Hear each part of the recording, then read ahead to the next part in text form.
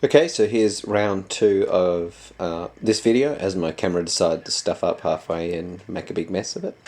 Alright, so this morning I'm hoping to redo my tuning pegs. So I went down and purchased two things this morning. Two things. First was this new drill bit, which is 9.5 millimeters long, in diameter, which is identical to the other piece of dowel that I have. This one here is 9.5 millimeters in diameter, rather than the 8, which is of these original pegs. So I also bought myself a sanding belt for a little sander we have, and I've made myself my own desk table sander by turning it upside down inside the workbench. So I re-drilled these holes, which made a big mess, and so I'll have to putty them up later, hence all the big chips out of the side.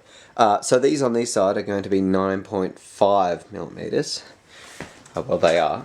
And the ones on this side I kept as my 8 millimeter. So that way, with my new pegs, after extensive reading on the internet, I can make these sort of a conical shape. Not too conical, but obviously they're going to taper at the ends. That means they'll be much like violin tuning pegs, which have a smaller end and obviously a larger end. But unlike the violin tuning peg, rather than having a tapered bore to the hole, I'll simply, because I've got, my square that's dividing these from there to there, I'll have a slightly smaller hole drilled at one end and a slightly larger hole drilled at one end. These holes that I'm talking about here. And then I'm just going to taper the peg itself. I was thinking about making some actual tuning pegs. You'll see on a link that I'll post, but I couldn't find any small enough pieces of hardwood, and I'm very quickly running out of dough. So here we are. I've marked on the end that there, if you make a circle out of it, is the 8 millimeters. So I make sure I don't go any less than that, but I can, because it will tighten it up. But it means that I'll just lose some at the end. That I'm going to make a tuning peg, turny thing, whatever you call that. The head is probably just going to be a pin or nail rammed through the end that I can just turn. Otherwise, with these ones, they have such a tendency to break and just twist off. As you can see, that one's broken.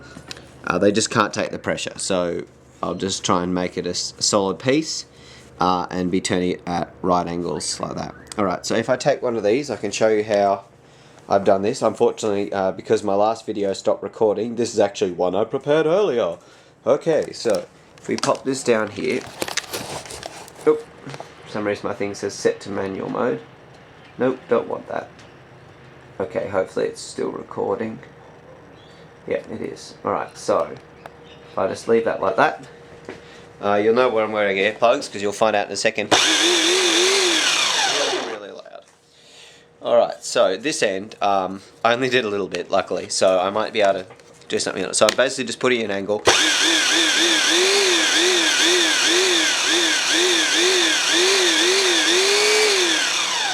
my peg like that.